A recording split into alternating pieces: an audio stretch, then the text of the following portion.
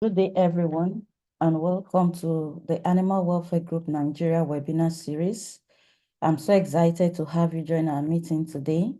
I am Dr. Yasiri Oluwaseun Sira, one of the coordinators of the group. Before I proceed, I would like to introduce you to the Animal Welfare Group Nigeria.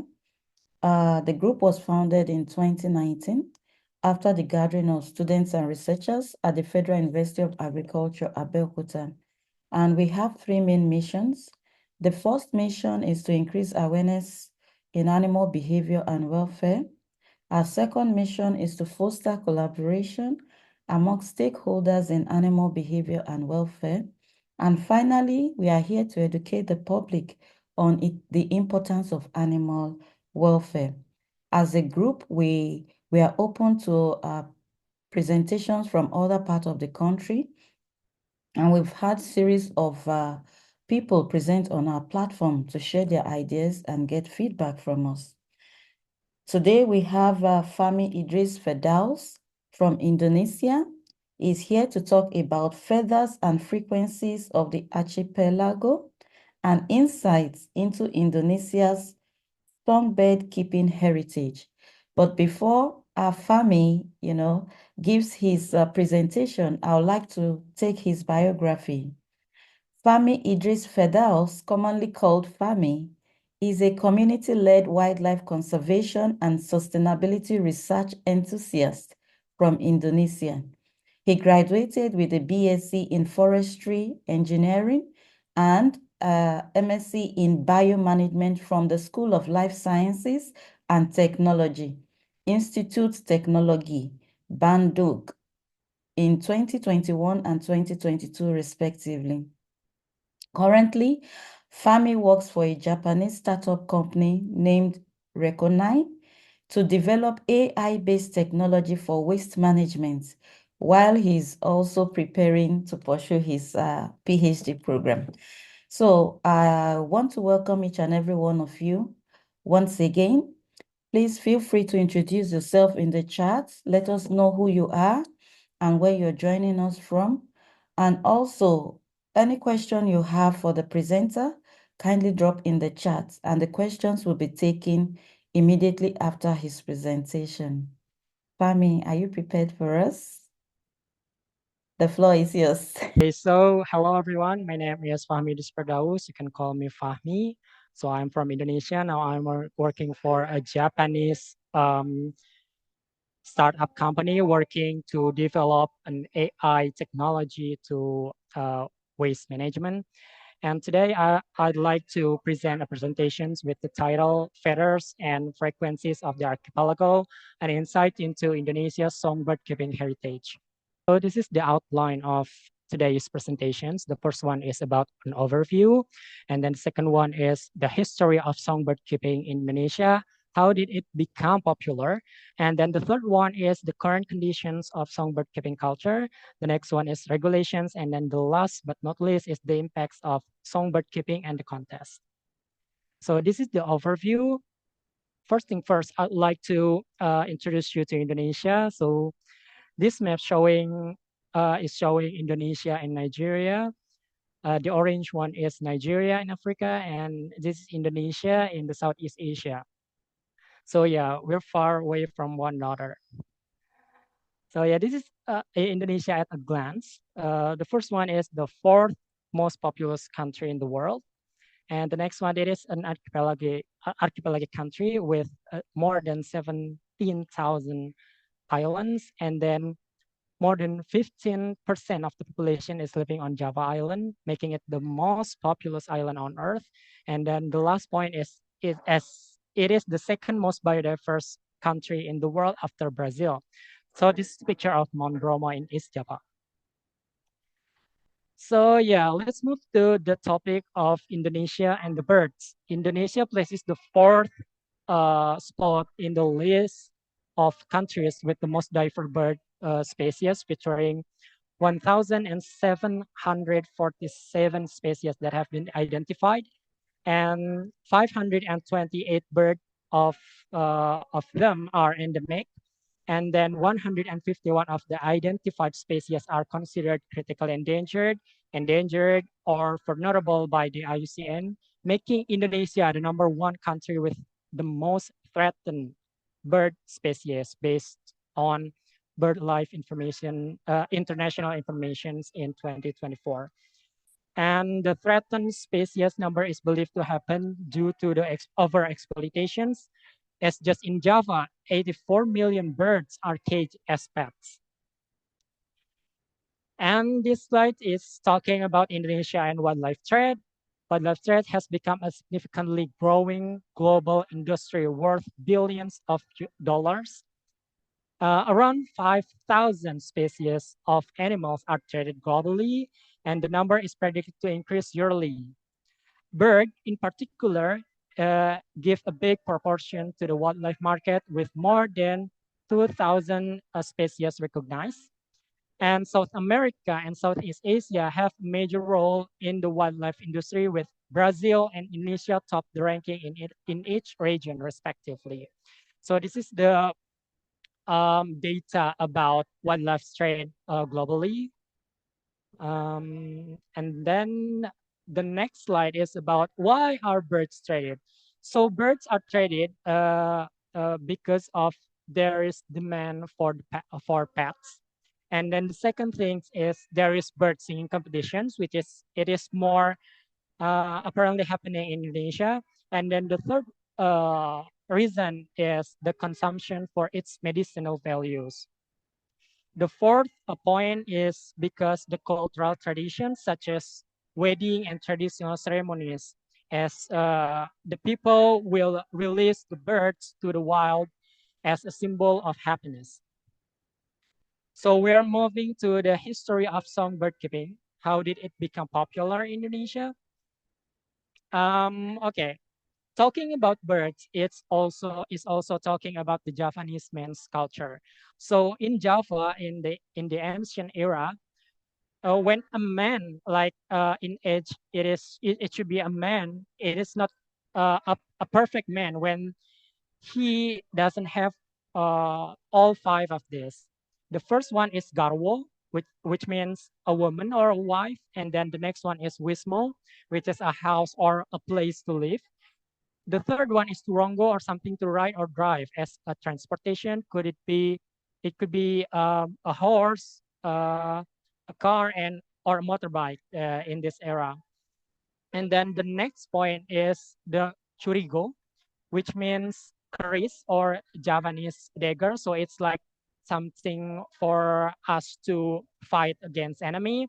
And then the last is kukilo, which means bird in cage, but it's not also a principle in Javanese culture, but it's also represent a hobby of someone. Bird keeping started to happen in the aristocratic families in Java, but then become more popular in local society. As a result, over-exploitation in the wild increases and leads to local extinction for several traded songbird species. So Marshall et al. 2020b estimated that some or around 66 to 83 million cage birds are now kept in Java, one bird for every two of the island's human populations.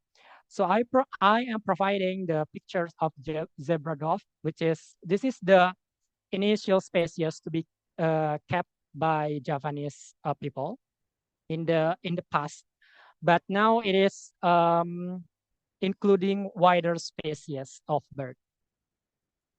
So the next slide is about current conditions of songbird keeping culture. This is the most abundant taxa. Hang on. Taxa reportedly only ranked by the number of in household across the 6 provinces of Java. So the first species are not from Indonesia. They are foreign birds, but they are more popular now. The rest of the list are native to Indonesia. So here, the IUCN status, we have LC, which means least concern, and then the CR, which is critically endangered. So the Okay. The next one is, oh my, I cannot move my slide. Wait, okay, okay. So these are some reasons of petting birds. The first one, people want to pet birds because they want to use them as ornamental objects.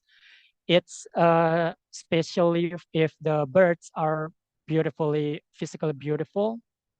And then the second reason is to enjoy the bird song, which is like, yeah, the song of the bird, the chirps and the tweets of the birds. The third one is to make money by captive breeding because, yeah, it's also a business. The next reason is to join a competition. Although it's not only petting, but also there is training to be a winner in that competitions.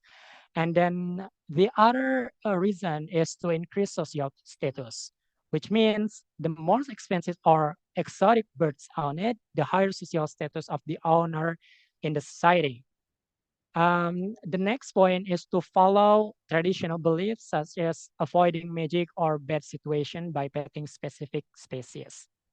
And the last is FOMO, or we call it fear of missing out or obsessions. This is happening to the new people in bird keeping, and they want to pet the bird in cage because they follow some people around them who have been petting the birds. Could be like the family, friends, or even for today's phenomenon is the influencers in social media. Okay, talking about the bird keepers. So based on Marshall et al. 2020, there are three categories of songbird keepers defined by bird keeping preferences and the level of expertise in bird handling. The first one is hobbies, which uh, whi- which is colored as pink in this. No, the dark green in this picture. So hobbyists are the people who prefer wild-caught birds without any specific targeted species and keep the birds for fun. The next level of bird keepers is the contestant who keep the birds to join and win a contest, choosing specific captive bred species to adopt, as it is also a rule to compete in the contest. And then the highest level of bird keepers category is breeders who keep birds based on its value for contests and sales, with species are specified by the breeder's preferences and skills to breed in captivity. So still talking about the bird keepers, also from Marshall et al. 2020, this is the percentages of respondents who kept birds in either 2016 or 2018, and the changes in user group membership based on the result of the random forest prediction. Respondents who did not own bird in either year, about 80%, are excluded from the figure to increase the interpretability. So yeah, this is the picture showing us the dynamics of bird keepers' behavior. Sometimes that people who didn't have bird, they change the behavior to have ones. And it's also dynamic to the other type of bird keepers. And this is diagram to buy a bird, a common supply and value chain. The first is in Indonesia, especially, birds can be um, get got from the field or from the nature or from the captivities by breeders or bird hunters, and then they will classify the birds based on the price, which is the intermediate and then the low price. The intermediate price bird means that the bird has good quality in terms of healthy and also the physical appearance. And then it will be sold to the initial supplier or the first stage seller. But it sometimes also sold to the buyers directly. It is a special situations when the buyers know the breeders or the hunters personally. And for the low price bird, it could be the bird have the low level of healthy and have the highest level of stress. So they will need recovery, and then they will need treatment, and they also need mastering. It's like a training for the birds to have a fundamental skill to sing, and then the price will be higher than the initial price. And after that, there will go to the initial supplier or directly to the buyers. So basically, in Indonesia, there are four bird source. The first one is from hunting, which is this is illegal, and the second one is harvesting the chicks. So it is basically a hunting, but just hunt the chicks from the nest. It is practiced by the people or the local community in Bali to harvest the chicks of orange-headed thrush. And then the third method is captive hatching. So captive hatching is the hunter will take the eggs from the nest and then hatch them in the incubator. And the fourth one is the captive breeding. So it's like the putting a pair of bird in a cages and let them do their business and yeah, get the chicks. This is still about the supply and value chain. This is the data from Indraswari et al. 2020. This is the heat map of the number of birds confiscated in Indonesian provinces. Provinces with the top 5 highest volume of birds entering or exiting the region are listing in bold with numbers written inside yellow squares. So yeah, well, we also have the root of the bird trading. So it is inside Indonesia, but some of them, for example, Riau Islands, also have the business with other country, which is Malaysia and some. I don't see Singapore here, but yeah, Malaysia is one of the common destinations for bird trading in Southeast Asia. And the next one is about the bird contest. In Indonesia, ownership and market of wild-caught avian have become more omnipresent and have grown up in the past 30 years as songbird contest reputations emerge. In Greater Jakarta, or we call it Jabodetabek, around 15 species of songbirds are contested. And in Yogyakarta, another major city has become which has become a central place for songbird contests with approximately 14 species involved in various events. So this is a picture of like regular songbird contests is held.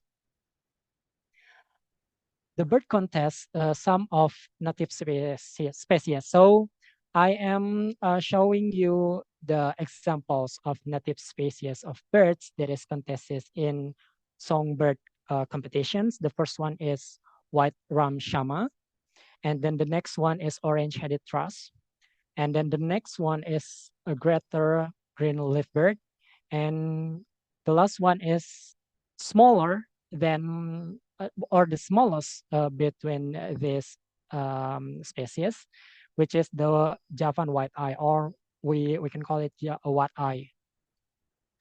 And this is the alien species of birds in the contest, which is the island canary and the lovebirds. So now we are talking about the system of the songbird contest.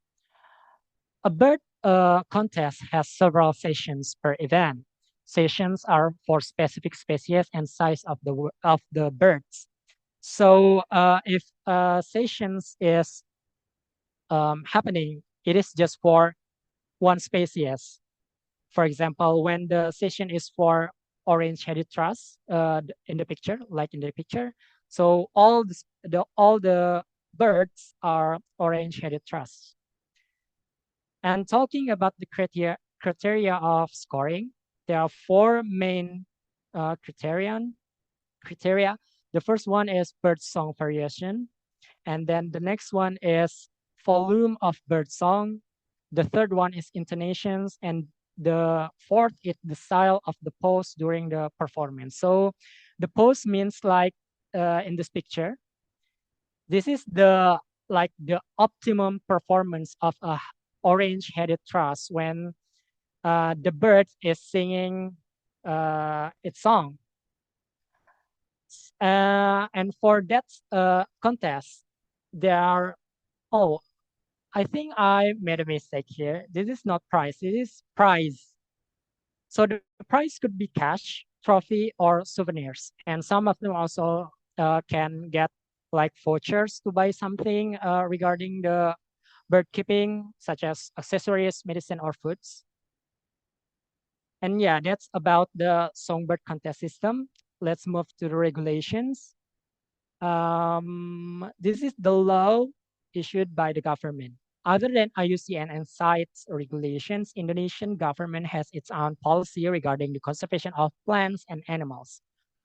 One of the main regulations is Peraturan Menteri Lingkungan Hidup dan Kehutanan Republik Indonesia, or the regulations issued by the Ministry of the Environment and Forestry of the Republic of Indonesia in 2018 to list protected animal and plant species in Indonesia.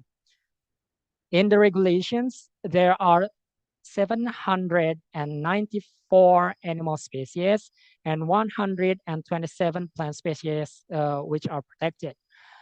The wild-caught animals or plants are prohibited from being traded. The next point is about conservation, which is about the captive breeding of protected species. 10% of the captive bred stock has to be released to the wild to sustain the wild populations. And then the last point is the second generations of captive bred offspring of these protected species can be traded, but only when accompanied by appropriate paperwork or license or something like certification. And this is the regulation issued by community to comply with the government regulations while also continue the culture of songbird keeping and contests. Some keepers establish several coalitions or organizations. One of the most renowned organization is PBI, which stands for Pelestari Burung Indonesia, or in English, it is the Ornithological Society of Indonesia. It is established in 1973, and it's been the one of the biggest organization in songbird industry. And still about the regulation is by the community, we are moving to the specific community, which is PBI. The main program of PBI is to arrange songbird events, such as contests. The contests ranging from training level, local, up to regional and national stage. This picture of a contest is just a training level, which is just like the lowest level of songbird contest in Indonesia, especially in Yogyakarta. The birds that can join the competition must come from captive breeding, especially those which are bred from PBI licensed breeder. So PBI encourage people, the members of the organization who have ability to breed several type of birds. And if the members are capable enough to be like the breeder, the professional breeder, then PBI will have an agreement with them and give them a license that they are PBI legal breeders. To indicate a bird is captive bred, PBI produces rings for the birds. The rings is attached on the bird's feet like this.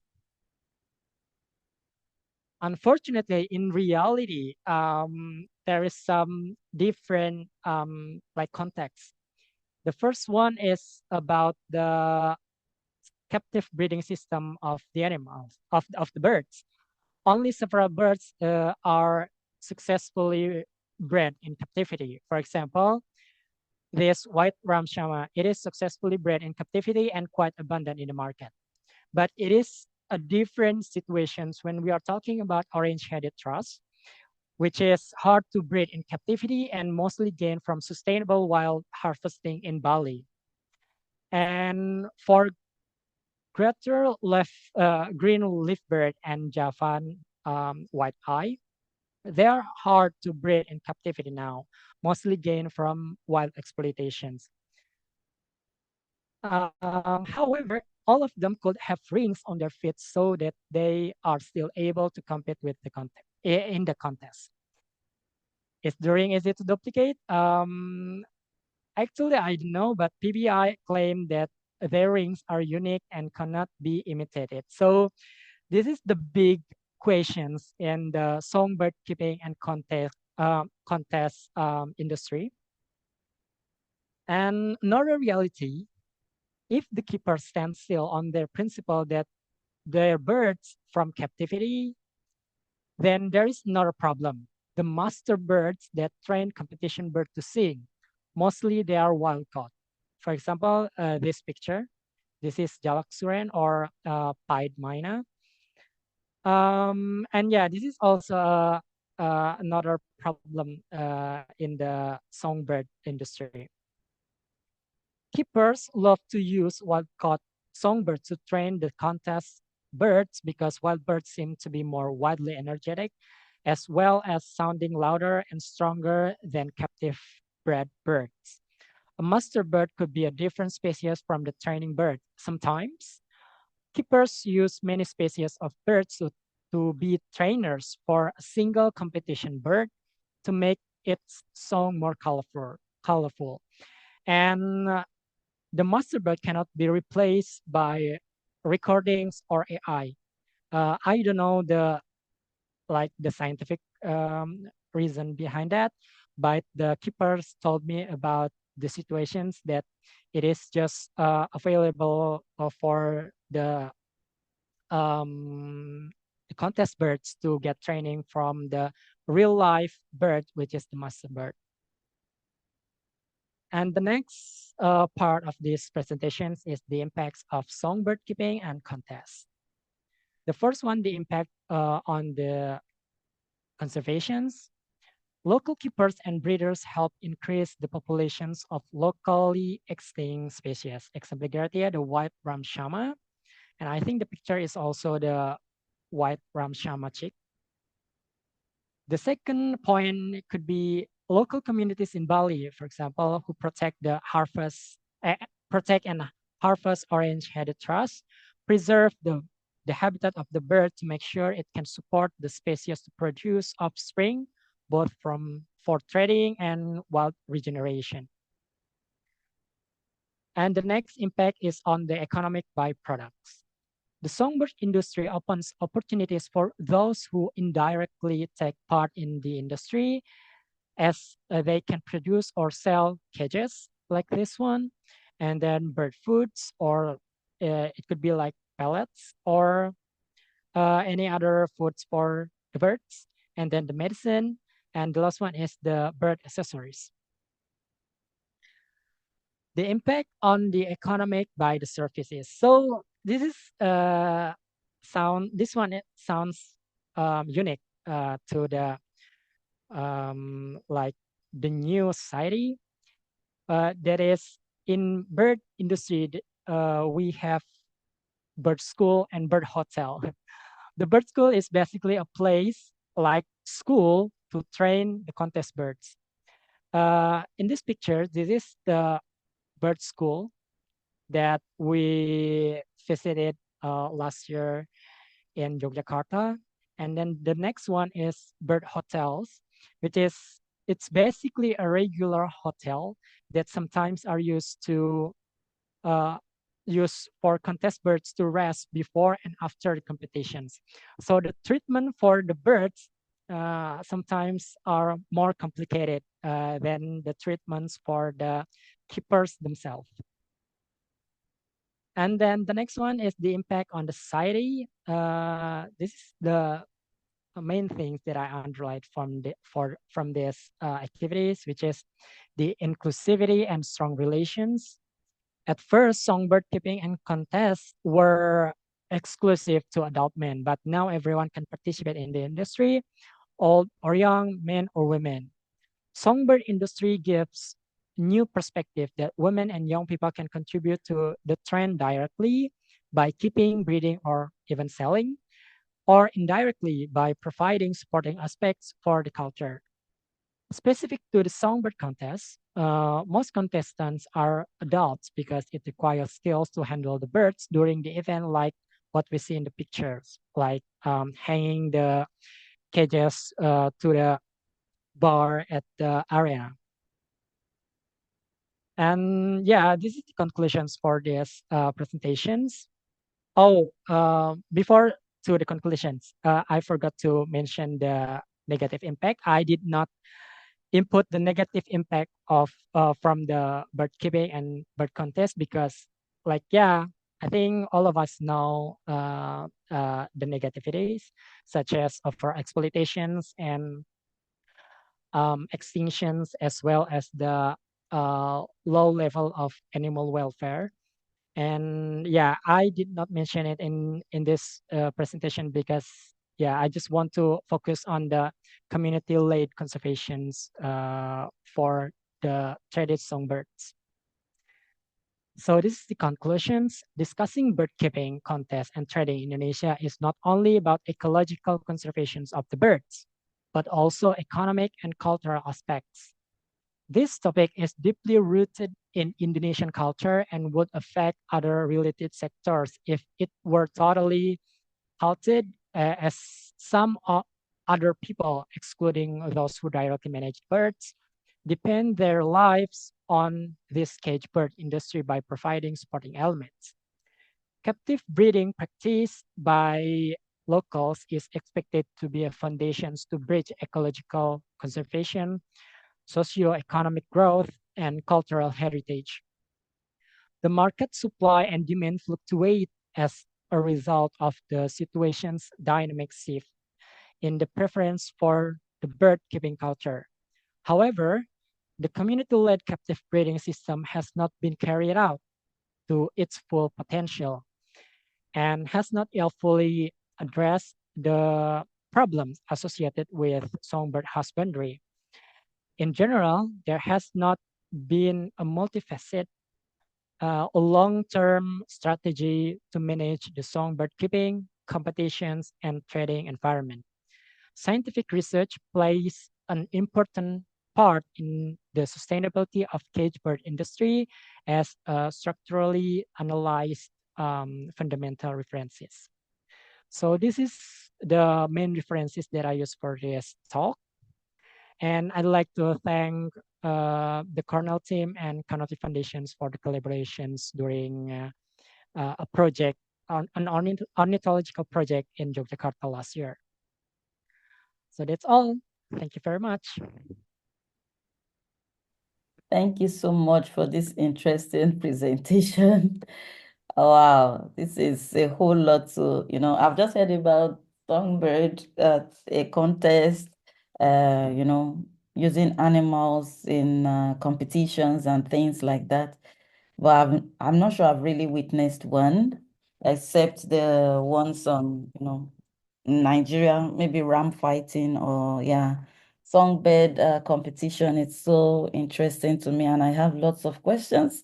So thank you so much, Fami. I would like to check the chat first to see if we have questions there. Yes, so here is just appreciating your talk. Very fascinating and insightful. Thank you. So please, participants, kindly drop your questions for our presenter in the chat box. It's time to, to address our questions. So the most interesting thing I found in your presentation was when you talked about bed schools and bed hotels. Uh, I have not heard about this. And I looked at the way it was designed, the cages even having the curtains and things like that. And I was like, oh, are these beds really enjoying life or things like that. But yeah, but the bed hotel now, how expensive it is, for the owners to be able to keep them there, and why are they not keeping the birds at home or things like that?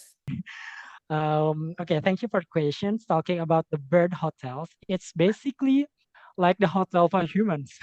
Yeah. But bird contest is like an exam for the birds.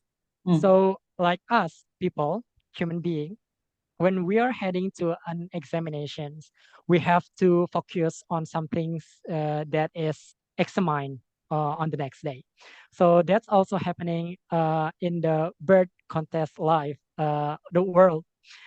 Like the people, the birds before the contest or the competitions have to focus on their ability. So the keepers will like book a hotel. It could be like 3-star hotel that I know like last year, and just to keep the bird in the room with the like the air conditioner, Mm-hmm.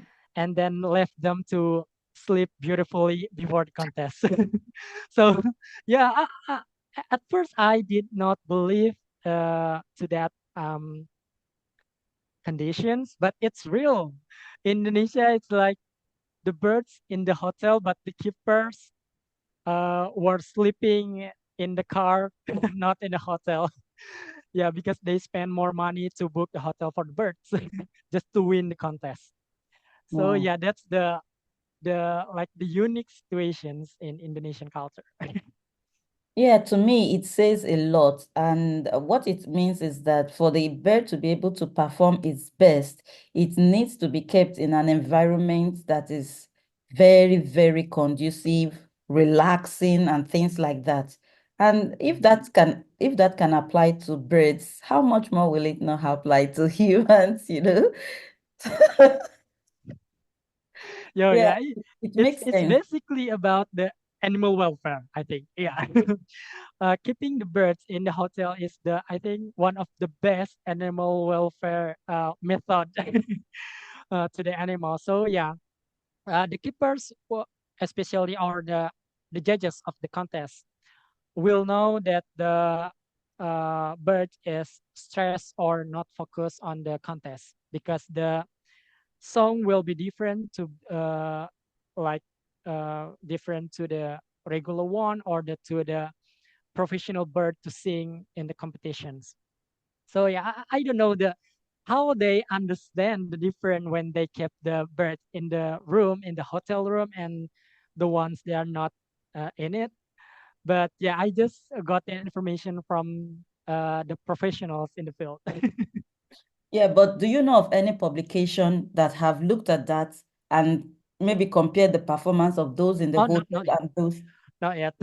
And that Yeah, would be not a yet. very good, that would Yeah, be a very good, that's the that's area the to topic that I explore. want to dig more, ma'am, Yes, because because there you know, must have been something that yeah, prompted them to start this bed hoteling stuff. yeah, yeah, and it is very hard to get into the uh, bird contest industry because it is not enough to only to interview the informants or the keepers or the judges, but I think that we have to jump into it.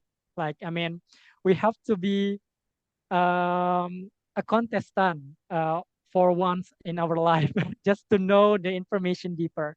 That's the point because they, I mean, the keepers don't want to share the real informations or give the permissions to the researchers to make a research on the difference between the birds kept in the room and then the birds kept outside the room before the contest.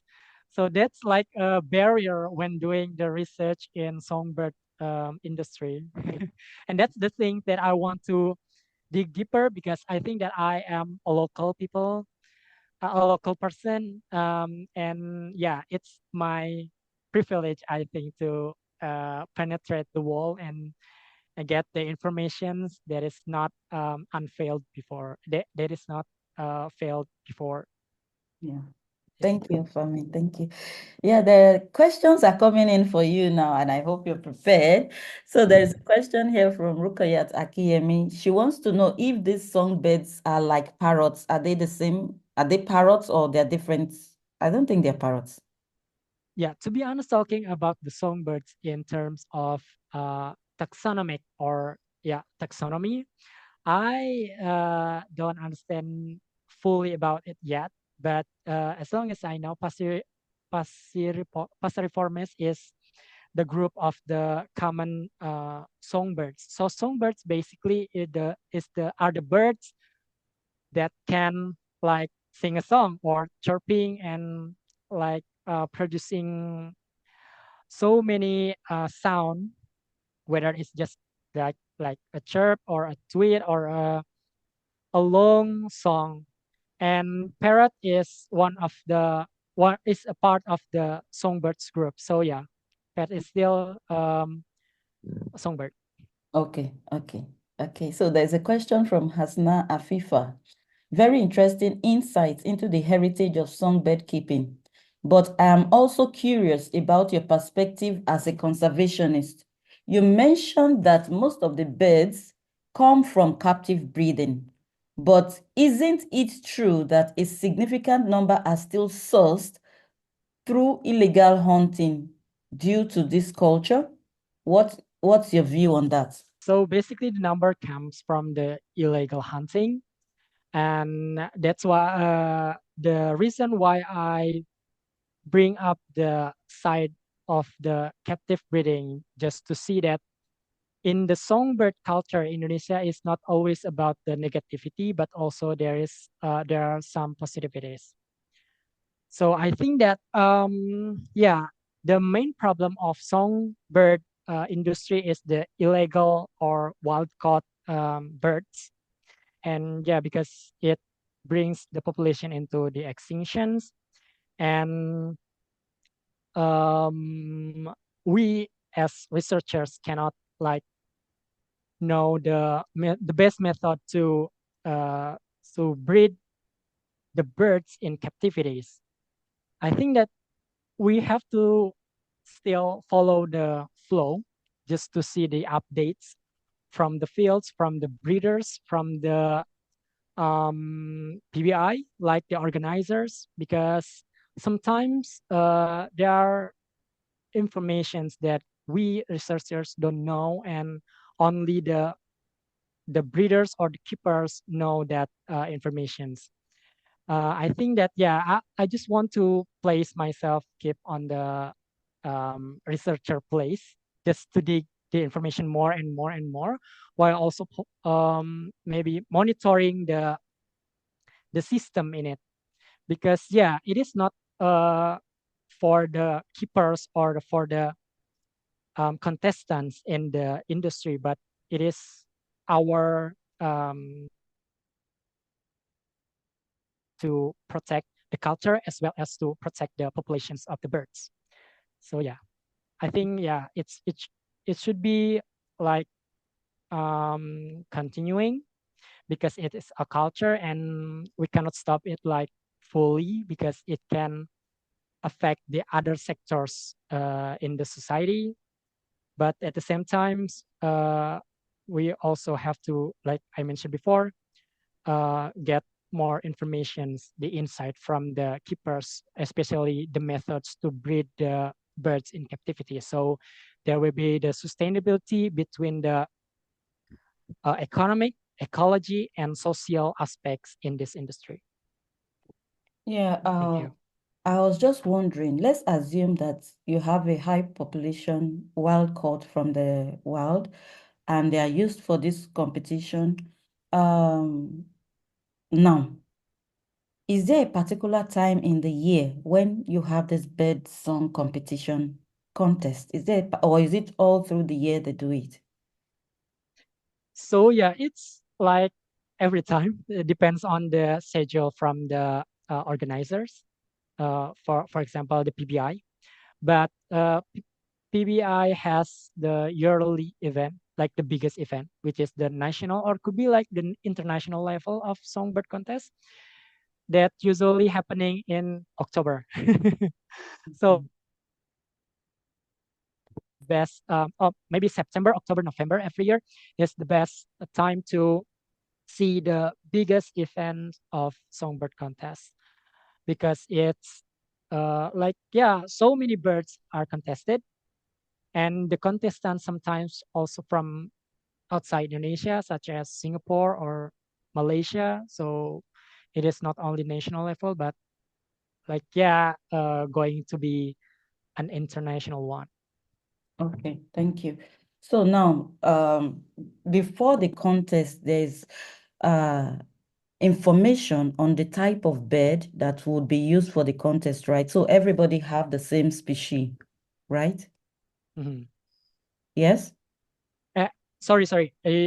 The your voice is not was not clear. Could you Okay, please? what I mean is now the PBI, which are the Mhm, organizers, mhm. ahead of time, they would have said maybe next year the competition will be on a particular species of the bird, right? Or do they have mixed species, Oh at the yeah. same competition? So yeah, the contest is not only for um, one species. What I mean in the presentation is like when there is a bird contest, like for one day, for example. So the contest will happen from uh, the morning into the evening, and there are so many sessions. But yeah, like yeah, every sessions have their own specific species. For Okay. example, for the session one is for the species A, and then for the session two is for the species B, and so on.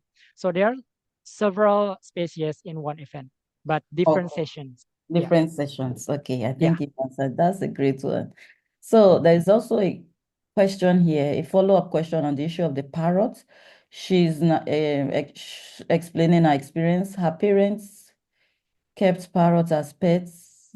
Then she got to know that the parrot learn and speak or sing by imitating. The parrot will first have to get acclimatized to the environment and then be able to communicate with the owners. So is this songbird like that? Yeah, basically parrots has like they have the natural voice, right? Like the natural sounds, just ka or something like that. But at the same moment, they have the ability to like imitate the sound of their environment. So yeah, it's still a song of the bird. Okay, Yeah. thank you. So there's Professor Kolade dropped two questions here, so I'll take it one by one. For the Okay. bird competition, how is a winner determined? And what is the reward for the winner? Yeah, I have presented it on my presentations. I think you said something about the quality of the song, the Yeah, yeah, yeah, duration, the posture yeah, of the bird as yeah, well, and things like that. yeah. So there are four main criteria of scoring. The first one is the bird song variation. So like human in the singing contest, basically like that. So it's about the bird song because the bird not only singing like the only one sound. It's one bird can maybe sing so many songs. And then the next criteria is volume of the bird song. So it's like the like yeah the pitch of the bird song is also included into the volume. And then the next one is the intonations. So yeah, actually I don't understand like deeply into the intonations, but the judges said that intonations of the bird song is one of the most important things to be scored in the contest. Wow. And the next one is like yeah, the style of or the pose of the bird during the performance. So it's like bird contest is like a singer I mean, a human singer having a concert. So it's not Yeah. only about singing in front of a microphone, right? So sometimes the singer does the dancing and then make a performance. So does the bird during the contest, and it is the value of the birds that can determine which one is winner in the contest. Yeah, yeah. So then what is the reward? You talked about Oh yeah, the reward. souvenir, I forgot it. Yeah, the cash reward prize or could be something? like, yeah, the prize could be a trophy, of course, and then the like cash or Mm-hmm. money, and then some kind of souvenirs. And sometimes the organizer give the winners something like accessories for the birds. Okay. And you know that the winners of the contest will be famous in the industry, Mm. and it can improve the price of the bird itself. Okay. I When mean, yeah. you sell So it, what? right? Yeah, it's like competitions in our human world. So yeah, when you are a winner, your value is like higher than before. Yeah. Yeah. So it is very important for a contestant of bird contest to win a contest. Okay. So thank you. There's a lot of, I have lots of questions here, but let me just take from the chat. The Okay. second question is in the flow charts about the buying process. What exactly is the role of the initial supplier in the process? Okay. So this is talking about the business, right? Yes. In the songbird industry, there are so many people like um, having the activities in it.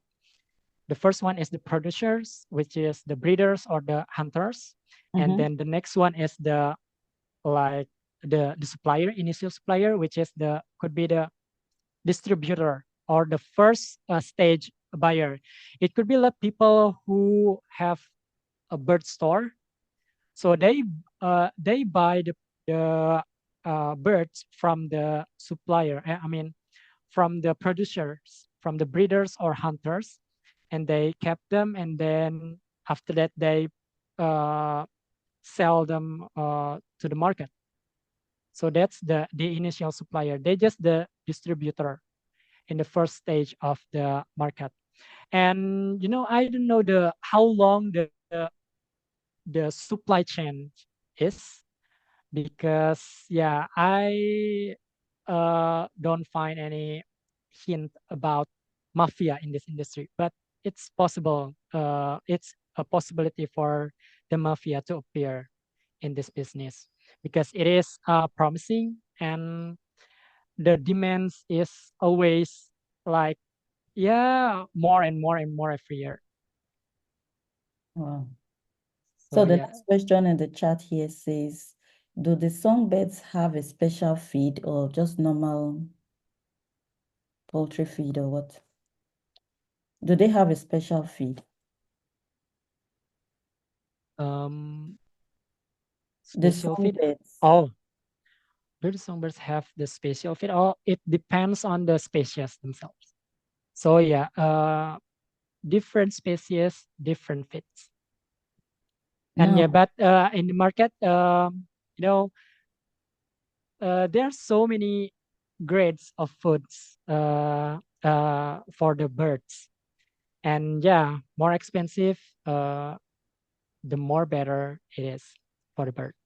I think so.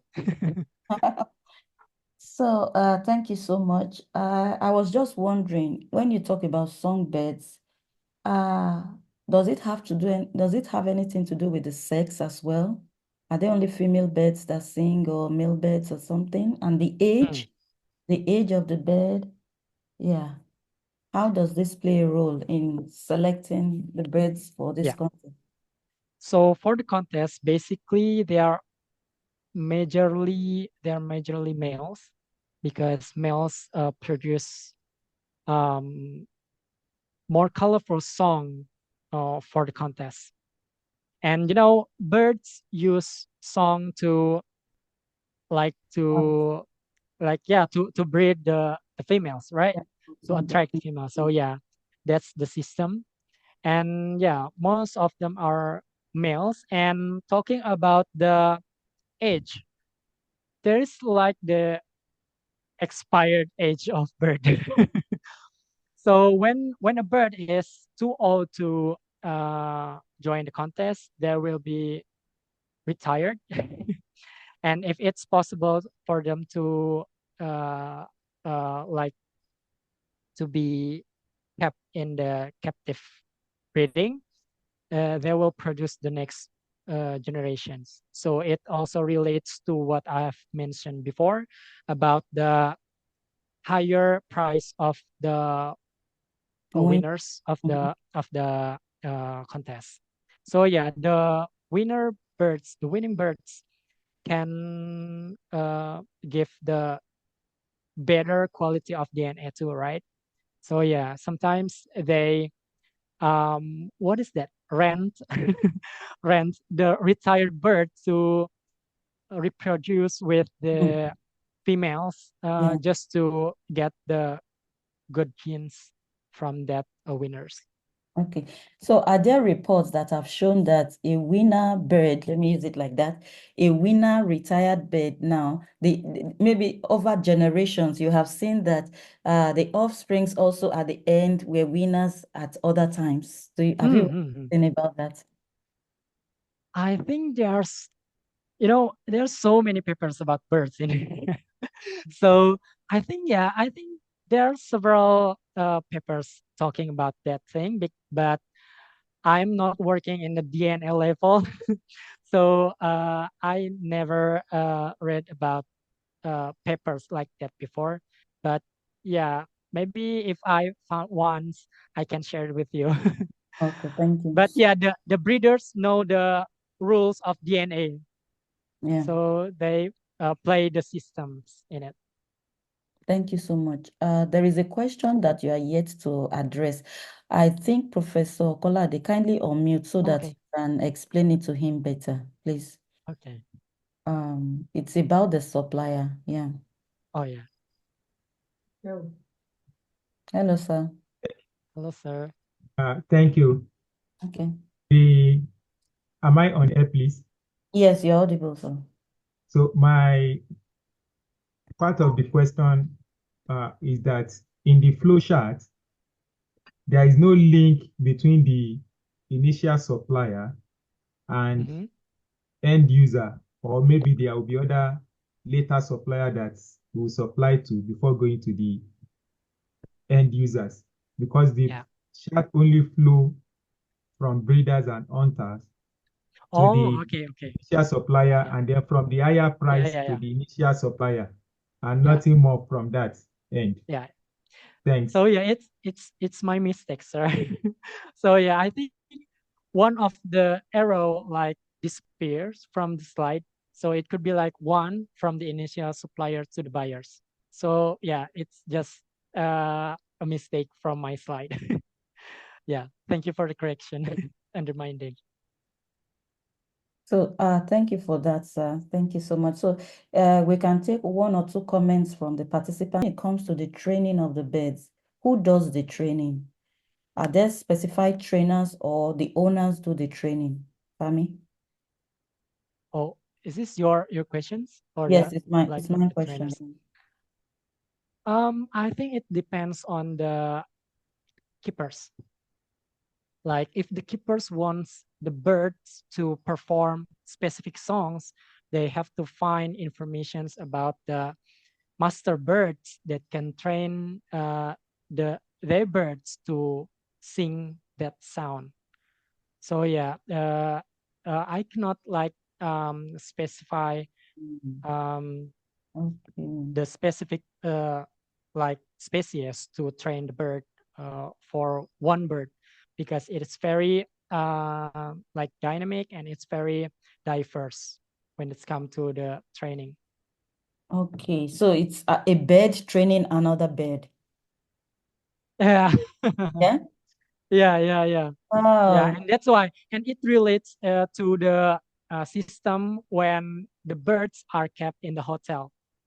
They Yeah. should not listen to the random voice Music. or Yeah. sound around Mm-hmm. before the contest because it can affect their behavior during the contest. Wow. Yes, yes. Yeah, Understand. that's the point.